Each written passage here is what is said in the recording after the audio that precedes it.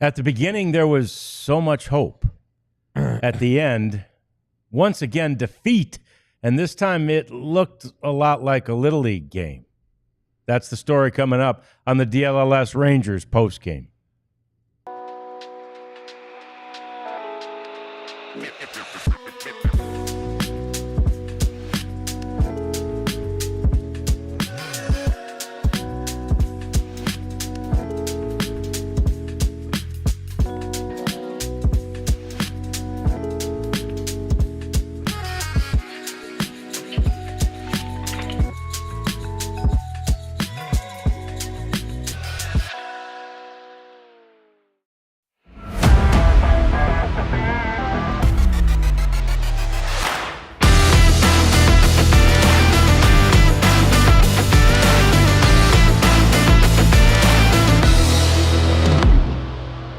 Yeah, that's the understatement of the day. Need more runs. The Rangers lose another one-run game, and it was a headfirst slide at the end as the Rangers sort of had their noses rubbed in it. We welcome you into the DLLS Sports Studios.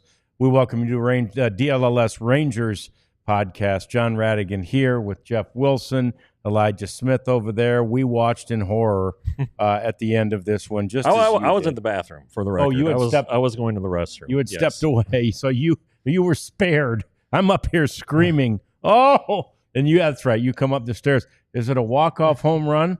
Sort of. Oh, my God. Awful. Just awful way to see this thing end. And awful to see a team, Jeff, that in 2 games in a row now, put some runs on the board early. Yesterday against Robbie Ray, they were really hard to come by.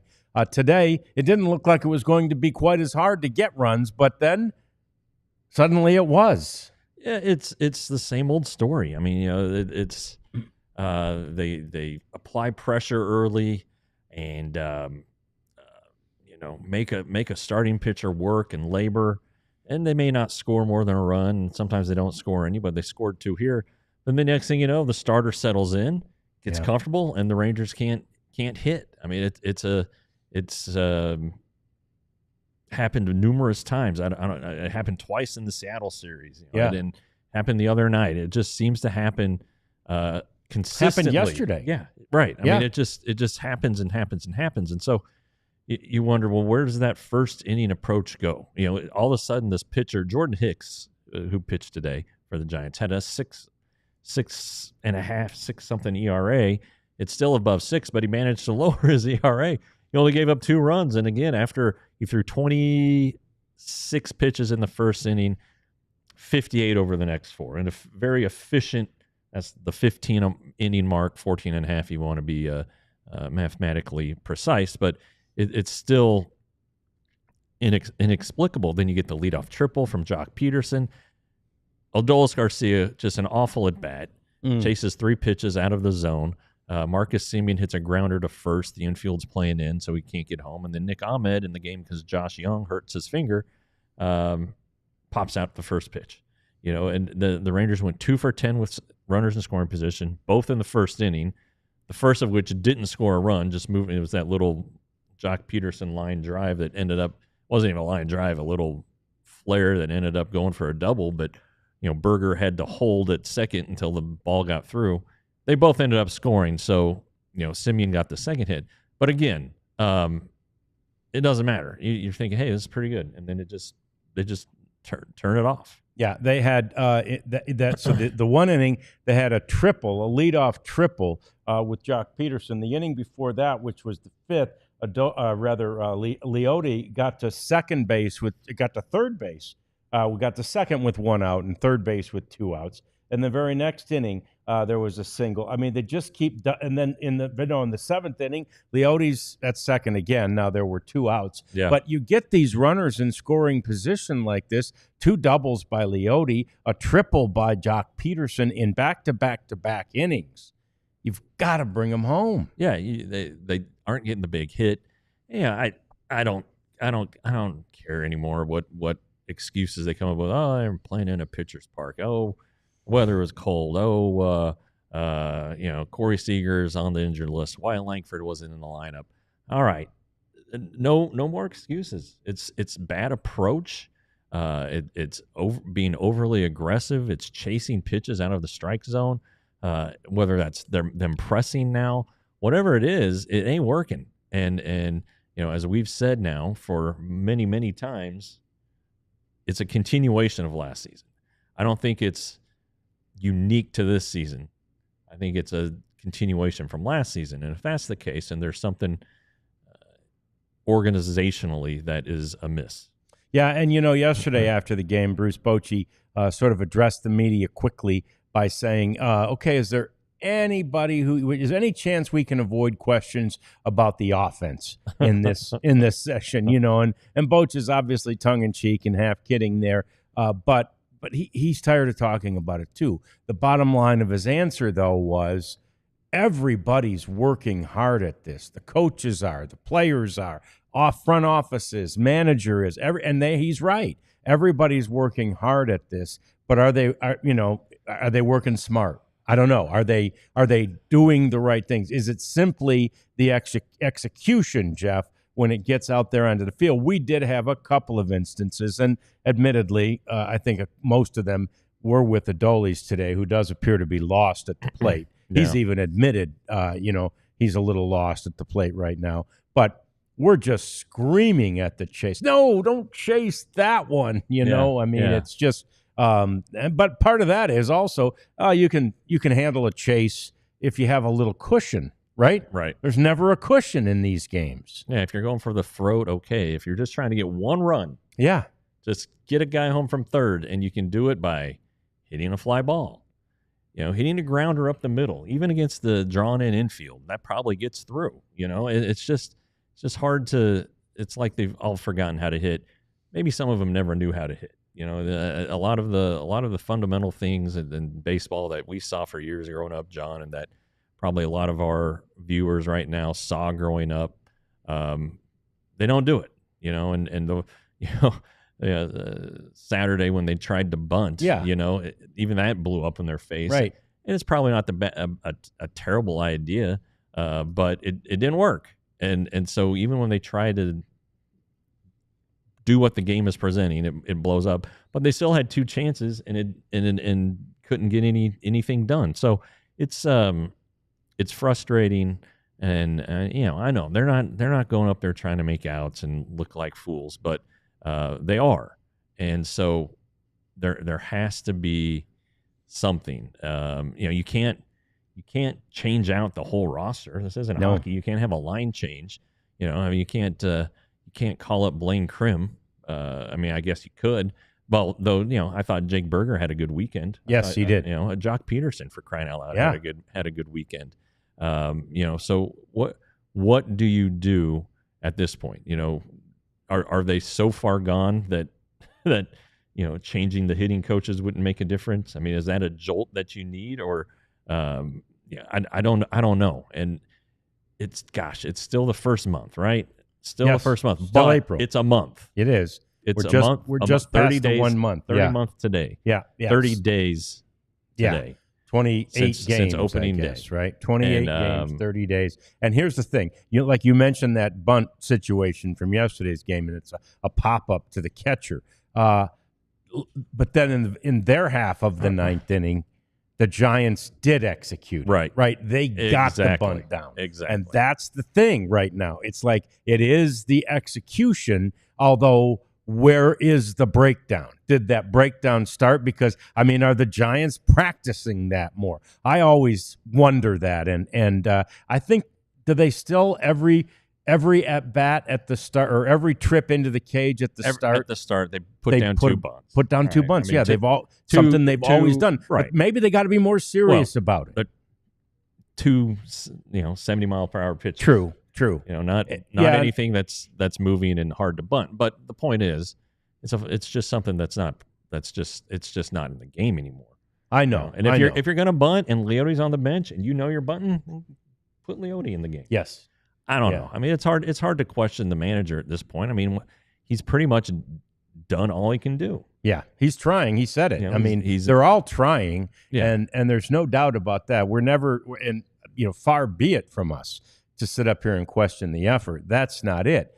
But, something has to change. And at the beginning of the road trip, Boch made a huge change with the batting order, and it worked for one game. At the first game of this road trip, remember, the Rangers started it with an 8-5 victory over the Athletics, and it seemed like maybe things were headed in the right direction offensively. But since then, it's been right back to not being able to score enough runs, as we said at the beginning. Now, 10 hits today. Right, there were hits. We mentioned it, though, but they kept stranding them. 2 doubles by Leote, a triple by Jock Peterson. Peterson had a double. I mean, there were plenty of hits. They were hitting the ball today. They hit the ball. Today they hit the ball well enough to win this game. But like you said, 2 for 10. Okay, so then you can silver lining, hey, 10 hits, if we keep giving ourselves chances, it's going to happen at some point. Okay, you can make that argument. Rangers struck out 10 times, 0 walks. Yeah. There were opportunities for them to walk. Yep. And that just tells you that, an aggressive team that is putting itself in bad counts, and when it does that, nothing good happens. That gets back to approach, doesn't it? I mean, that absolutely is approach, and I can't even say I should have kept track of how many outs were made swinging at the first pitch. Yeah. I know Adolis did it. I know Simeon did it once. I mean, there were just a lot of outs made I think, swinging at the first pitch. Yeah, and, sometimes it's true. The first pitch is the only pitch you're going to get to hit. You got to be ready. The second you step in the box, Shin-Soo Choo said that. But it seems like they're swinging at not at their pitch. Right. They're swinging at pitches that the pitcher wants them to swing at. It's okay to take a pitch, unless it's right down the middle on strike 3. It's okay to take a pitch. Just because it's a strike doesn't mean that you're going to hit it well. So I think that's another thing. Maybe they need to know where they hit the ball best, and I'm sure they do. There's just either they don't get the pitches there or whatever, but a little patience. Even Bruce Bochy said that before the game. You got to have more patience. Yep. Aggressive team. You don't want to take away the aggression because that's what makes them great, but also sometimes you're just overly aggressive. You got to be, I don't know, how about a smart aggression? Super wisely aggressive, right? Yeah. And that is, look, if they're trying to sort of mirror what the leader does and what their best offensive player does, who's on the injured list right now, Corey Seager. I mean, Corey Seager is known for swinging at the first pitch and for being very aggressive at the plate. However, Corey Seager knows his pitches. He knows his strike zone, and you don't quibble or question Corey's approach. Nope. Corey gets to do whatever he wants. Yeah. Okay. And there are times it's like, especially like if the batter ahead of him swings at the first pitch and makes an out, and then he comes up and makes an out on the first pitch. Doesn't really do a lot of good for your pitcher. Puts the guy behind him in a tough spot because you don't want to do 3 pitches on 3 outs. It's like auto take. The pitcher could throw it underhanded, and the guy's not going to swing. Yeah. It's pretty remarkable though. How little margin for error it gives the pitchers. So let's say it's 4-2, and Luke Jackson makes that throw, and they end up scoring a run. Guess what? You're still alive. Yeah, you're still in the lead. And even if it's 3-2, okay. You know what? Tie game, nobody on base. You're still going. And the defense was terrific today and yesterday. Yes, it really, really was. It really was. And I know there's a Peaches defense made us get walked off twice this week. I don't disagree with you. I would. Leote's mistake Thursday was not the worst one. I mean, losing that fly ball was a 2-run mistake. That was the big one. Yeah. But nevertheless, point taken. But it's the offense that isn't giving these pitchers a chance to make a mistake. Yeah. It all comes back to that. It's got to be rectified. That said, there is a lot to like, and most of it has to do with pitching. And when we come back on the DLLS Rangers postgame show, we're going to talk about the pitching. Jack Leiter back today, some struggles, and then settled down. We'll talk about him. We'll look ahead, too, as we get ready for a homestand. It's all coming up. It's the DLLS Rangers podcast. I got to tell you, John, I've kind of run into a rough patch here on the sleeper. I'm so it's like the offense, huh? Yeah. I'm still getting my hits. I'm just not scoring runs. just not scoring a lot of runs. Yeah. No, I love today. For instance, I had a little two picks. A Cunningham guy for the Pistons from Cade from Arlington. Cunningham, Cade Cunningham scored more than 21.5 points. He did that. Karl Anthony Towns double, 9 rebounds. I missed it by 1. I did win my baseball bet today. Anyway, I'm still having a lot of fun. Makes sports better. I would have never watched that NBA game, to be honest with you, if I hadn't had a little wager going. Yeah. So anyway, Sleeper is the place to do it. They're known for fantasy. They're now into daily picks. And if you use the code DLLS Rangers, you can get up to a $100 match on your first deposit. It worked for me, worked for my wife. I'm assuming it worked for John if he 100%. Did it. So anyway, trust me, you'll like this. Sleeper. So it's Sunday evening or right now, right? Evening is starting right now, which means you already start thinking about, what am I going to do next weekend? I got an idea. Just go out to what they call the entertainment district in Arlington and hang out. You got baseball there all weekend next weekend, and you've got the Lone Star Smokeout. And so you go to the Lone Star Smokeout for barbecue.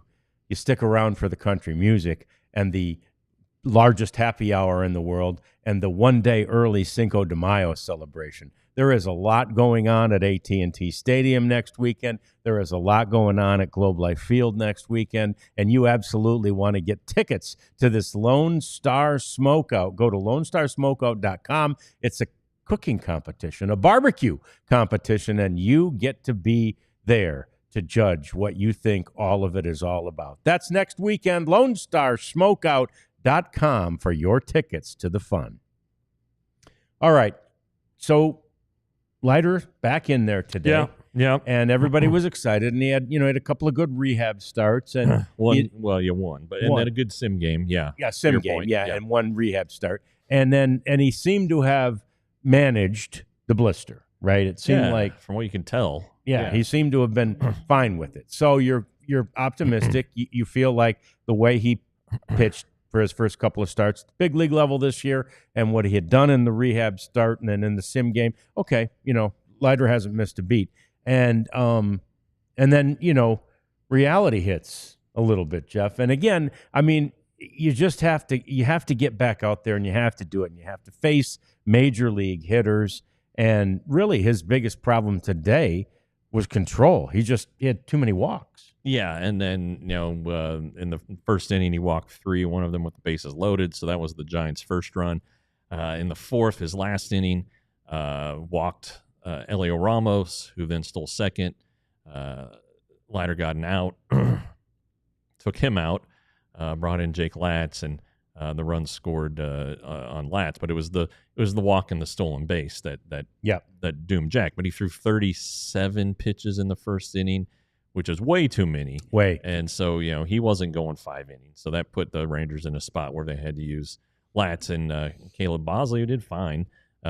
So a little concerning. It looked a little bit like one of his spring starts where he was off and could make the pitches. You could see the stuff, but just needed to make an adjustment, which he kind of did the rest of the way. I mean, he pitched a really good second inning, did okay in the third, and then the fourth, just the the walk that got him. But it goes back to those little things, Now, walks are major things. 3 walks are pretty major. Yeah. But a walk in the fourth, and then kind of a high leg kick that allowed the runner to take second.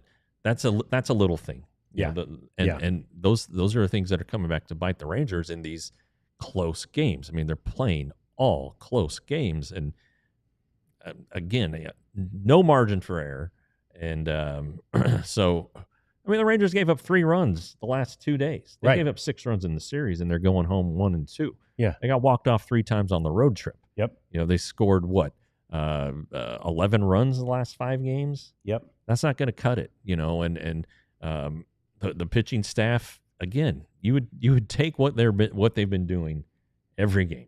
Exactly right. And that's what those one-run games tell you. What those low-scoring games tell you is that the pitchers are doing their job. Right now, in the last 3, the walk-off to end the series in West Sacramento, they allowed a total of 4 runs, no runs on Friday night, and the game they won in San Francisco to start the series yesterday, 3-2. Today, 3-2. I mean, even the game where they quote unquote got blown out, game 2 of this road trip, it was 5-2. Right. I mean, even that game, after some struggles early, the pitching staff kept them in it. This pitching staff has been unbelievable. It's been one of the big surprises in the game, and it's fantastic. And it's being, and none of the pitchers will say this because they know there will come a point in the season where they're not getting it done and the offense carries the load. Right. But right now, man, for the first month of this season, the only reason the Rangers are, near the top, and they won't be at the top, they're 15 wins, and last I saw, Seattle was up in the 9th inning. So Seattle will move into sole possession of first place in the American League West with their 16th win of the season. But the reality is the only reason the Rangers are near the top is the pitching staff. Yeah, and and the Rangers are coming home. They've got the A's and then the Mariners. Corbin tomorrow, then DeGrom, Evaldi, and Molly. Yeah, so you feel pretty good about that, right? Those 3 for sure, and even Corbin. I mean, Corbin's been great. He's been keeping them in games as well. So, and then those other 3 guys, you can almost lock those all in the bank, especially against an Athletics team that's not really found their way yet. Yeah, especially offensively. They've got some offense too. And look, offense is down around the league, around the game. Sure. But still, even with that, the Rangers rank near the bottom in almost every offensive category. Yeah, and it was down. It was down last year too, and that was kind of, as you review the season, that's kind of what they were talking about early on. Like, offenses are down around everywhere. It's not just a Rangers thing, and there's some truth to that. The pitchers are so good.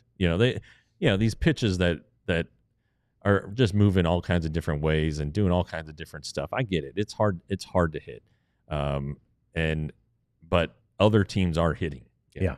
There are probably, I haven't looked at the stats lately, but I would guess that there are 27 to 25 teams that are hitting well enough to turn the Rangers pitching into more wins. Sure. I'm sure the Rangers would love to have the 20th best offense in the league. Right. Yeah.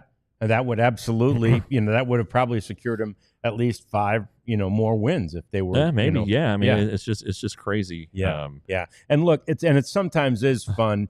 I missed yesterday with the game on nationally. I missed our guys calling it, but it's sometimes fun to hear perspectives of others. And A.J. Przinsky, who was, he was a Rangers catcher for a year. And I actually always got along well with AJ. I liked AJ. Yeah, I liked he AJ. He was our good guy of the year. Yeah. Oh, was he really? Yeah. I liked AJ a lot. And anyway, he and he had a reputation, coming in. But yeah, he was a good soldier here. But in the event, I liked it. He said at one point, he goes, "God, it's hard to be a hitter these days." Yeah. Right?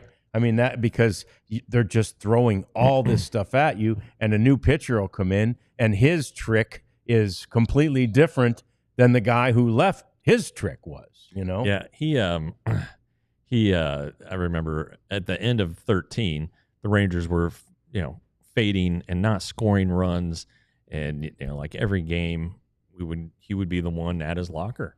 Yes. And he one day just said, "You know what? Go talk to the other guys. I've talked about this enough." Yeah. And he's right. And I think there's some people who've said it on maybe in our chat here and definitely on my Twitter. There needs to be accountability. And I don't know, that sounds like, I mean, obviously people want this guy fired. So want Ecker fired and all of that. And I don't know that that's the solution because his ways won a World Series only 2 years ago. Now, has he adjusted? Are the Rangers stuck and confused by the advanced metrics and biomechanics and all that stuff?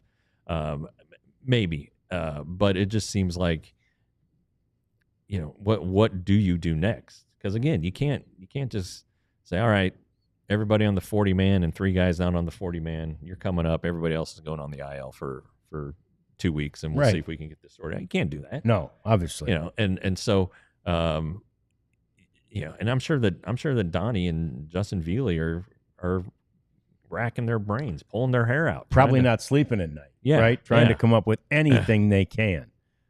Looking over videos, doing it all, but it's just not working out. So, and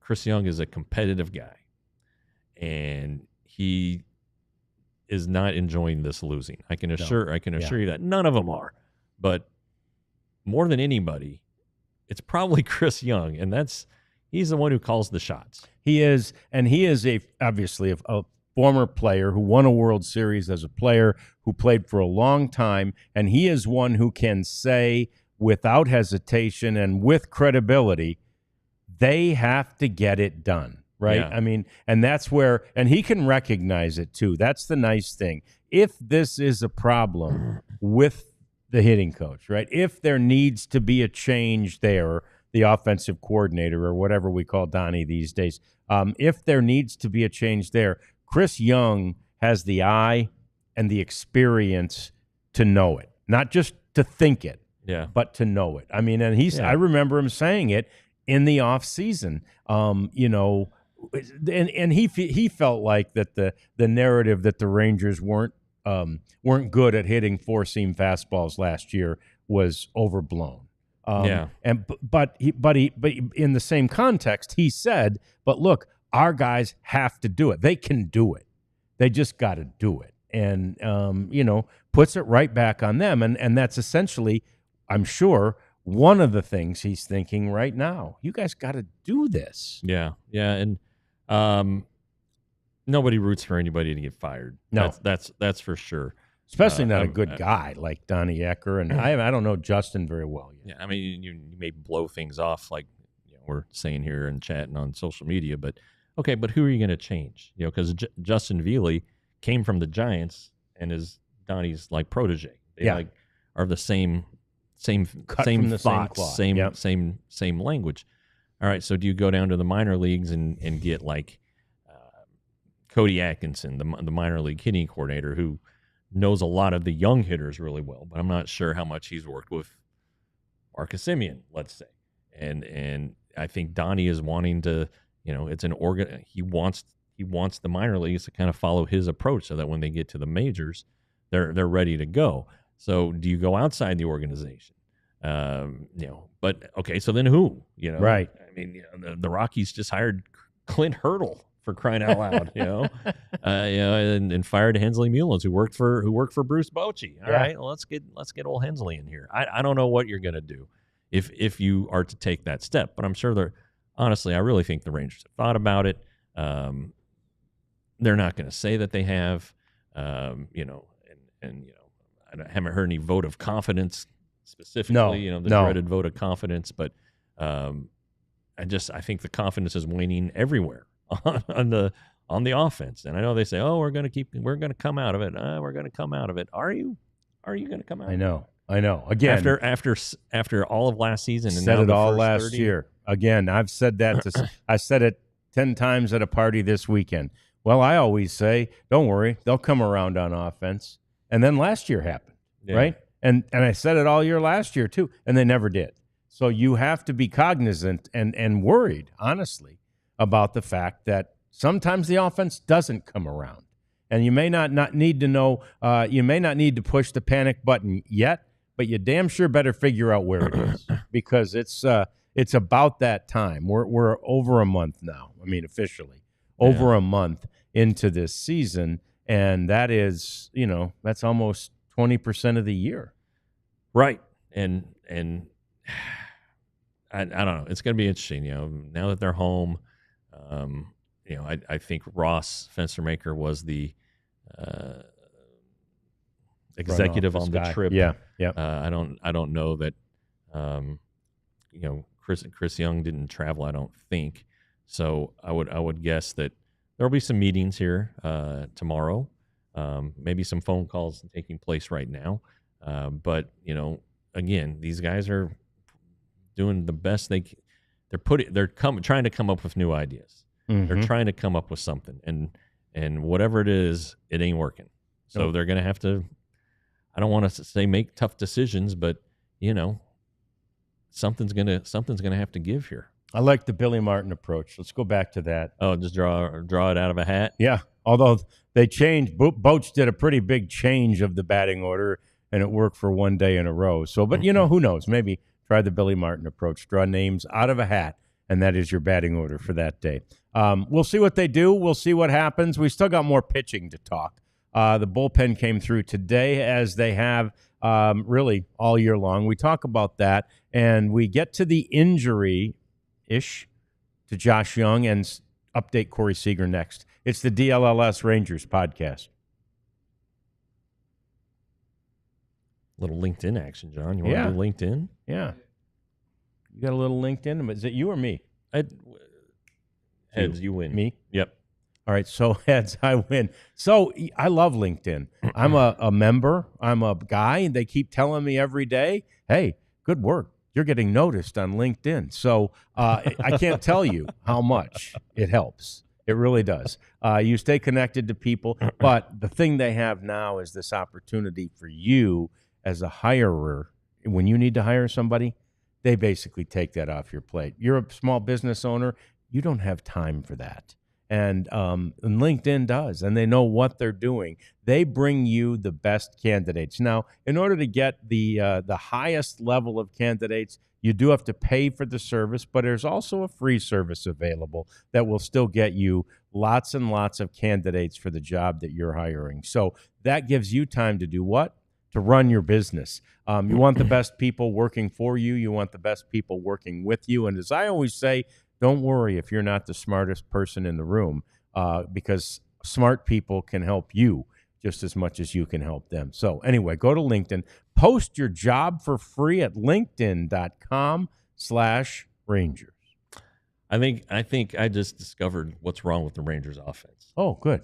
Dysfunctional mitochondria. Of course it is. I mean, it's the building block of your cells. It's where you get your energy.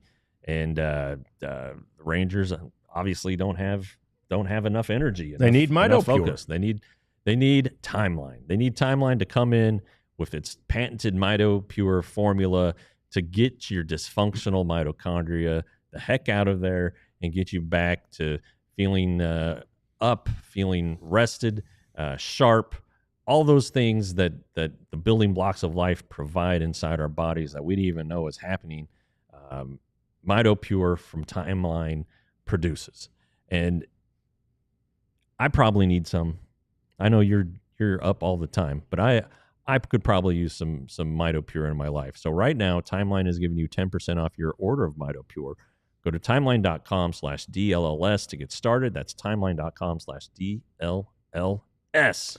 Yeah, and I'll tell you one thing that is not dysfunctioning is the Rangers bullpen. Right? Yeah. I mean, you're going to look at some of the outcomes, and especially if you look at just the fact that there were these walk-offs, right? There's a tendency, if you see walk-offs, to go, well, there the bullpen failed. You can't point to very many. I mean, obviously, Luke Jackson would love to have that throwback. He hurried that throw over to first base. But for the most part, as far as the pitching portion of this thing has gone, this bullpen's done a fantastic job. And in fact, maybe, Jeff, the best job, arguably yesterday, when the three high leverage guys were unavailable. And they just, Boats just had to go with who he had. And who he had, kept him in it. I mean, until another walk-off. Yeah. In which case, the Giants just executed well. The Rangers had an opportunity to not walk it off, but they had an opportunity to take a ninth-inning lead, and they just couldn't execute. Yeah, and it's crazy because Patrick Bailey is the guy who had the walk-off hit yesterday, and hitting a .170. He's not a very good hitter. No, but he knew all he had to do was put the ball in play. The infield was in, and he just had to get one somehow into the outfield, and he did, and they won. But yeah, they got the bunt down, just execution. I don't know what else we can say honestly at this point. I'm sure some news will come out of there tomorrow, or talk to some guys and figure out what the heck is going on. But it's just kind of we're getting to the point where it's like, all right, hey, the offense didn't score again. The pitching staff was great. The bullpen was good, but didn't have any margin for error. And so these guys are human. You know, Jacob Webb didn't have his best day yesterday. No, he didn't. But he still got out of the 8th, and then the 9th, it just kind of didn't work out. But because they're playing all these close games, they're having to use their leverage guys a lot more, and so you're going to run into days where it's like, we got to go with what we got. Yeah. And sometimes it's just not going to be good enough. But really, we keep talking about it. Hobie Milner's been awesome. He's been fun to watch. Yeah. And so that's cool and a good story. And you hope that it continues. And after a month, all signs point toward it continuing. But you do have to worry about fatigue on Garcia, Martin, and Jackson. 100%. I wouldn't be surprised if they were to get multiple days off at some point down the road here. So it's just a frustrating thing. I would imagine that the pitchers are very quietly frustrated. Sure. And what more can we do? But like you said, they know that at some point they're going to go through a patch where they're going to need somebody to score 7 runs to get them off the hook. No doubt. And maybe it'll happen, maybe it won't. But it's going to be a tough one in the interim. I don't know that.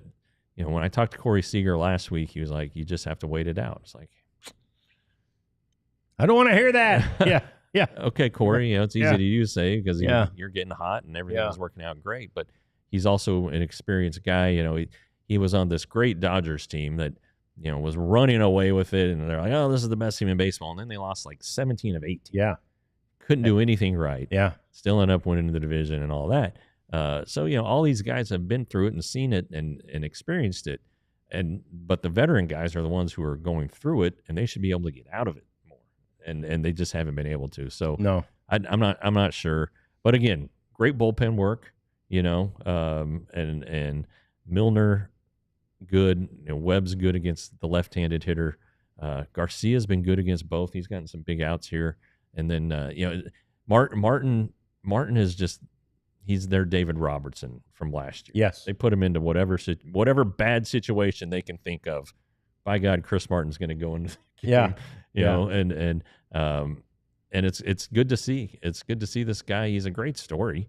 So you enjoy to see this. But again, kind of at a point where nobody wants to trust the Rangers on their offensive approach or philosophy or scouting. But by gosh, they nailed this bullpen thing so far.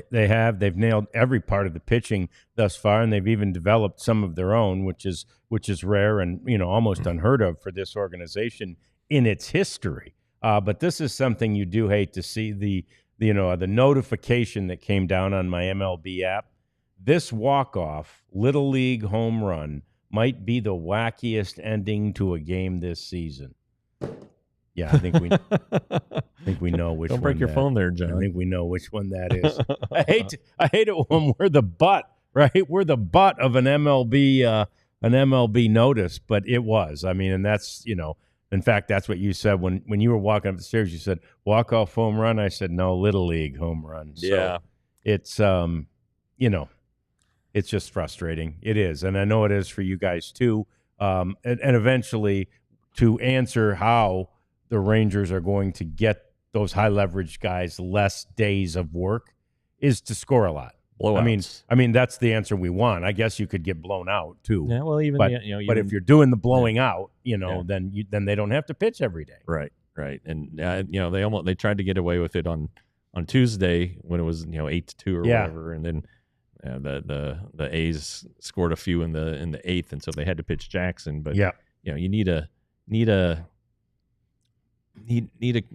one of those. Need 2 of those. Yes. One a week would be nice. Yep. Just try to give everybody a blow down there. Yeah, it'd be really nice. Now, Josh Jung got hurt and had to leave the game, and I don't want to say injured, but it wasn't. When you're watching the game, and Mike Bassett kind of thought it was when he scooped that ball barehanded, but the injury, the laceration on his finger, actually happened when that bat exploded in his hands. Yeah. And one of the pieces of shrapnel pretty much just cut it. And then we began to notice it after he made that barehanded throw, and now it's bleeding more, and he's dabbing off the blood on his baseball pants. So, like Mike said, Bassick said as he left the game, oh my gosh, this guy is just always something little. And I don't mean to say what happened last year was little. It was huge, that wrist that got shattered. But it's different. It's not normal things. Yeah. And this seems like minor, but some people complained on Twitter and about him being fragile and all this stuff. Look, you don't want a guy out there playing third base if his finger's bleeding and a ball's hit to him and he throws it into the stands. Right. No. And they're just some things that, unfortunate timing, it's like couldn't get it stopped. So it's not like a fight doctor in there, with the Vaseline and everything, the cold press. It's just, maybe if the Rangers had a long half inning, he might have gotten it to stop. But and so I mean, assuming everything's okay, I guess he'd play tomorrow. I would think so. I doubt it needed stitches or anything like that. I mean, that would have been something that he wouldn't have even gone out the next half inning. Yeah, exactly. They would have been like, oh God, your finger's about to fall off. So I think that he'll be fine. Just a bad break. Geez, what can you do? And if he ends up missing half a game, I don't think that means he's fragile. It just means that something weird happened. Yeah, something very strange happened when the bat. How many times do bats break? They break, 100 times a game, between both teams, and nobody gets shrapnel. But a little shrapnel hit him. If he was a hockey player and that happened, he'd have just shoved that bloody stump into a glove let it bleed into the glove, and nobody would have known. He would have bled out, maybe. He might have bled out. Yeah. What if it'd been his left hand? Right. He probably stays in the game. Probably stays in the game. Left it in the glove, and away he goes. So, just one of those weird little instances. Corey Seager, meantime, appears to be, from the word we hear from Boch and everybody, right on track. Yeah. To continue to allow this to be, just sort of a minimum on the injured list sort of stay. Yeah, it's kind of where they were on the roster. I think if they'd had Duran on the roster, they might have given Seager a chance, kind of like the Rangers used to do with Adrian Beltre. Beltre would have hurt something, and they'd be like, 4 days in, they'd be like, yeah, he'll probably be ready tomorrow. But they couldn't do that. They needed to have backing, and Ahmed defensively has been fantastic. Yes, he's been great. Plate. I mean, not so much. He hasn't. He really hasn't played since spring training, so that's going to take some time, and he's probably not going to play a lot to begin with. And when the Rangers have a roster move to make for Seager, I guess it would be Harris. It'd be an outfielder, because you're still going to want that protection. You can move Josh Smith into the outfield to make sure he keeps getting his at bats, but. I'm not sure on that one, because it's not a deserved thing for Dustin Harris. No. He had another hit today. But if they're now gun shy of the not having protection on the infield, because one of their primary because their primary backup infielder also can play the outfield. Right. You want him to do both roles. I don't know. I'm just talking at this point. I guess you're going to have Kevin Pillar, so that helps out. Not sure. No, and that's a decision that'll be made. Is Corey eligible at the end of this week to come back? 10 days from Wednesday, so it would be this weekend. Yeah. So we'll see what they decide to do. But it's good news, and the thing we always remember about Corey Seager, virtually any time he comes back from an injured list stint, he needs no time to sort of get ramped back up. He's there. He's just ready. He starts hitting right away. It's an amazing thing that this guy has, this ability that he amazingly comes back and immediately starts hitting. So he's the leader, right? He is the leader of this thing, and it'll be great to have him back whenever the Rangers get him back. So let's talk more about this series upcoming, the homestand upcoming. Rangers and A's for 4 games. We'll get you set for that and get you set for a homestand. Remember, the Rangers are still... 3 at home. They don't lose at home. We'll talk about it next. It's the DLLS Rangers podcast.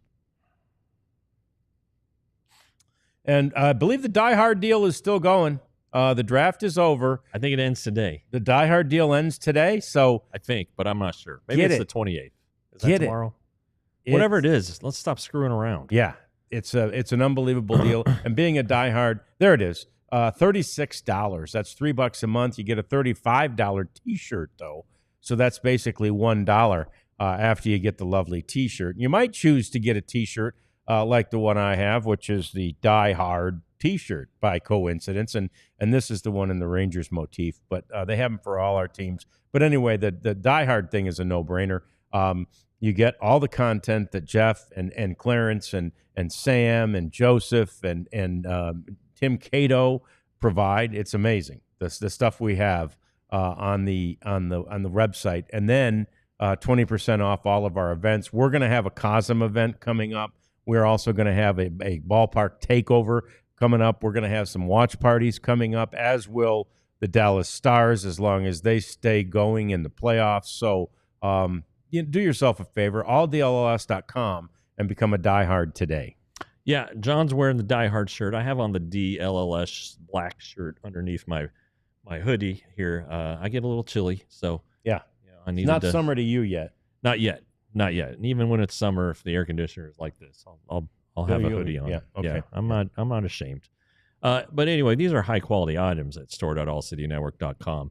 I have at least 15 items from DLLS. I have a Broncos shirt, as my wife took advantage of a sale at Christmas. Mm-hmm. She knows I'm a Broncos fan, coming from the great state of Colorado, and so she took care of me there. But I mean, I don't know how many times we have to say it. These are awesome items, and they're a unique way to show your fandom. So store.allcitynetwork.com.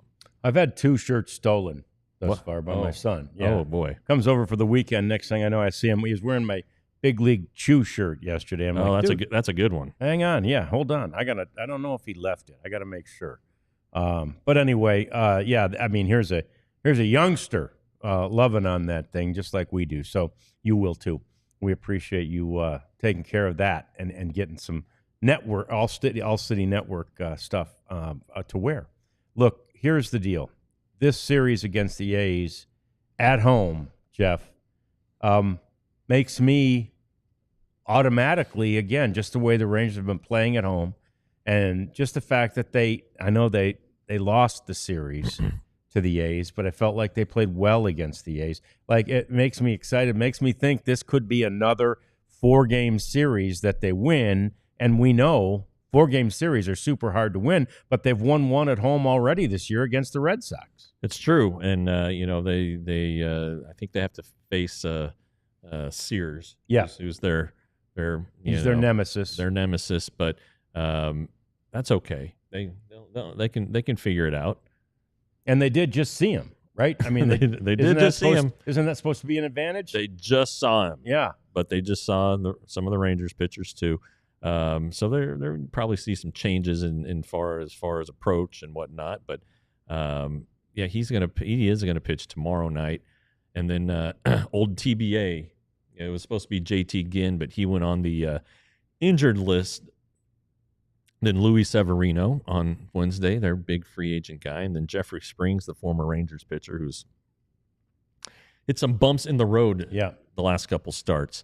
But he's facing the Rangers, and they can't hit lefties very well. So look for a rebound from Jeff Springs. Yeah, and it's Corbin tomorrow, as we mentioned, and I did kind of think that they'd have Leiter wait till tomorrow and Corbin go today, just because of that, right? Because Corbin had just seen the A's, but but that would be 4 right-handers against the A's. Yeah, true. And maybe I don't know, just give him a different look. I'm not sure. Yeah. But Bruce Bochy said they could have gone either way with it. But anyway, they didn't. They did what they did, and here you go. I always enjoy a good homestand. Like to see the West. These are they always feel like they're more important games, and I don't appreciate the championship games Broncos vomit emoji comment up there. So anyway, it's always good to see the group. I don't know what the weather's going to look like. I'm going to guess we'll get a roof open during this series. I'm going to go out on a limb and say during this series. It could be the day game. I think Thursday's. Well, I think Thursday's supposed to be nice. I hope it is that day, actually. But what the Rangers are throwing after Corbin is exciting, right? I mean, you go DeGrom, you go Eovaldi, and you go Tyler Mahle, who, after allowing 2 runs in yesterday's game, watched his ERA balloon all the way to 1.14. Jeff. Oh my God! He's at 1.14, and he allowed 2 runs in yesterday's game, 2 earned runs. So he's really almost hands down across the board from a national perspective, like one of the true surprises of the early part of this. Yeah, season. he might be the AL pitcher of the month. Yeah. I think this started. It'll still be April when he makes that start. So that could be the resume completer. Be the one that gets him over the top. But he's been good. He's pitched well against good teams. And actually, I think that's May 1, isn't it? Thursday. I don't know. I think Thursday's May 1. I can't count. So then maybe his case is already made. He made a pretty good case. He did. He made a really good throw case. out the hiccup in that opener. opener. Thursday's May 1. And go ahead and let's just go ahead and give it to him. Okay. Yeah. We'll Do give you it get to a him. vote in that one? It depends. We kind of mix it up. So like one month it'll be you get to vote for hitter and rookie, and then it's like you get to vote for pitcher and reliever. So it varies, but I will vote for 2 of the awards. Yep. Okay. Yeah. Got it. Okay. Yeah. All right. So we'll keep an eye on that, and if you get a vote for pitcher, we know who you'll be voting for. But That's then right. again, I think most anybody who's paying attention, which most of the beat writers in the BBWA are paying attention. Yeah. So anyway, it's hard to argue what Tyler Mahle has done. Nathan Eovaldi is just Nathan Eovaldi. He's such a bulldog. I mean, he goes out there the other night and just shoves and throws basically leads the Rangers to a shutout. Right.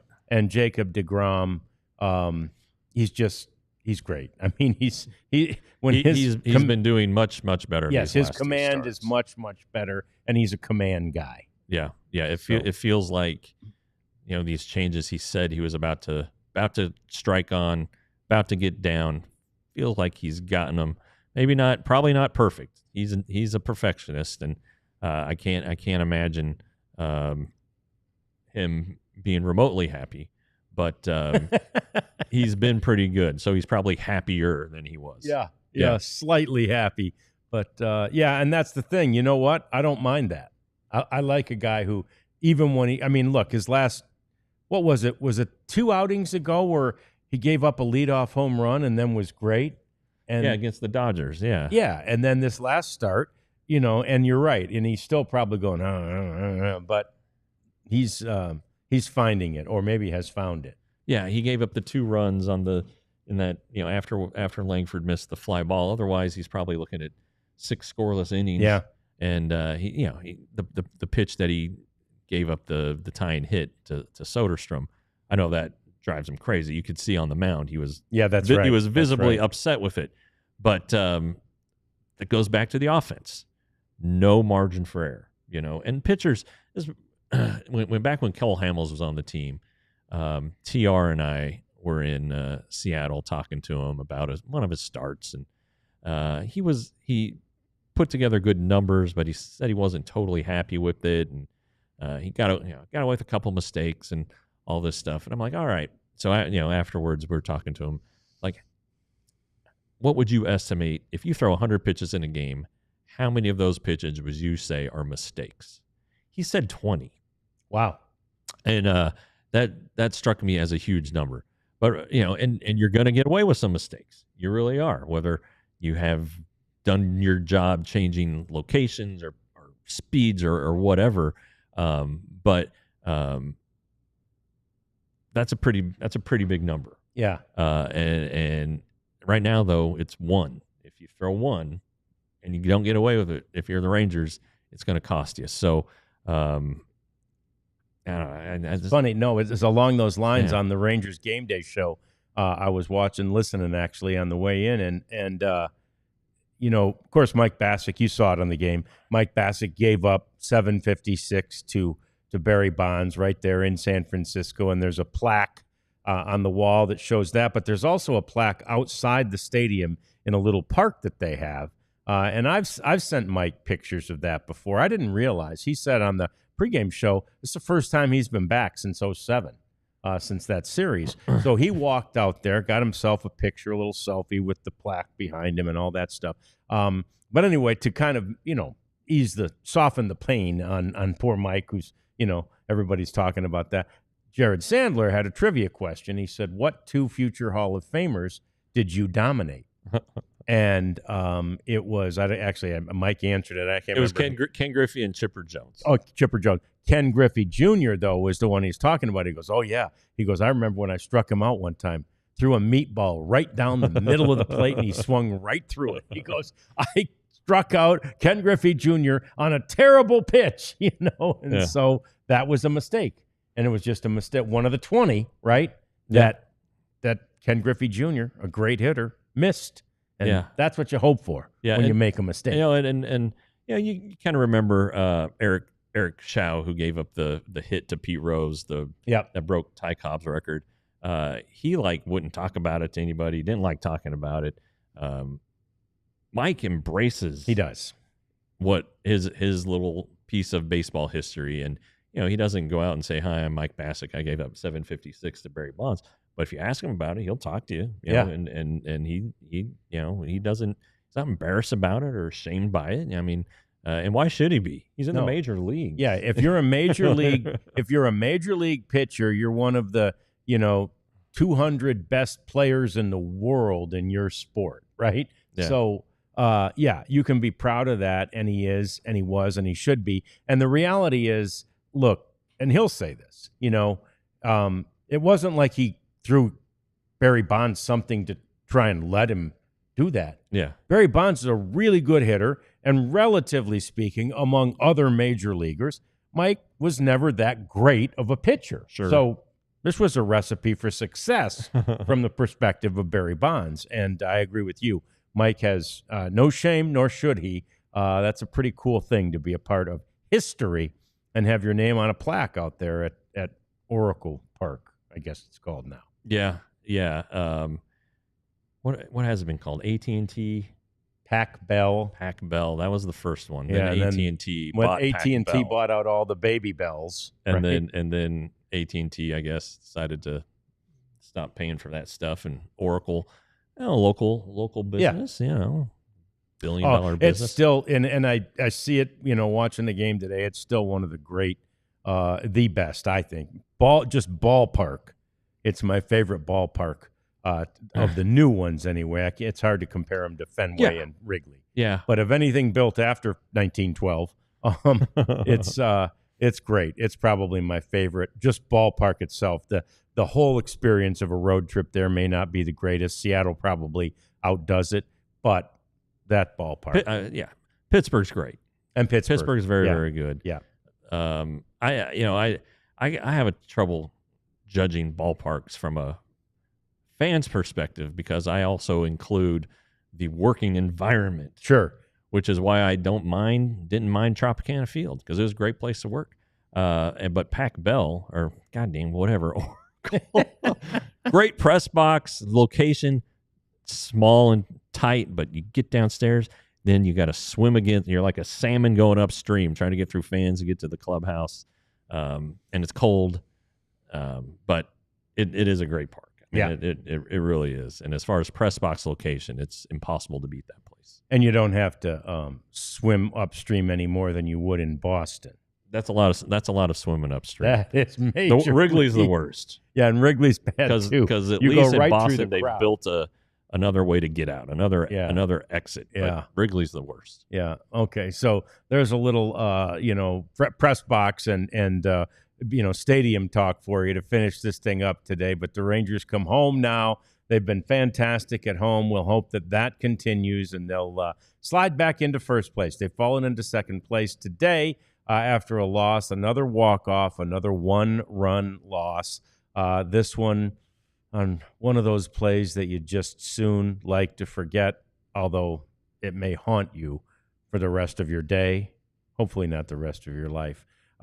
Rangers got to start hitting. We'll keep a close eye on it. We'll be out there all week talking to, obviously, Boach and to coaches and to front office people and try and figure out if there's something, anything, what it is that can be done.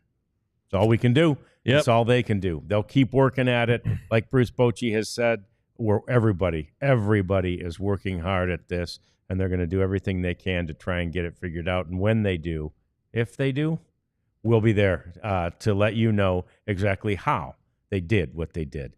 That'll do it. We appreciate you hanging out with us after this game. Sorry about the outcome, and we'll talk to you again tomorrow. We're on at 1 o'clock on the DLLS Rangers podcast. We all silly like the mayor.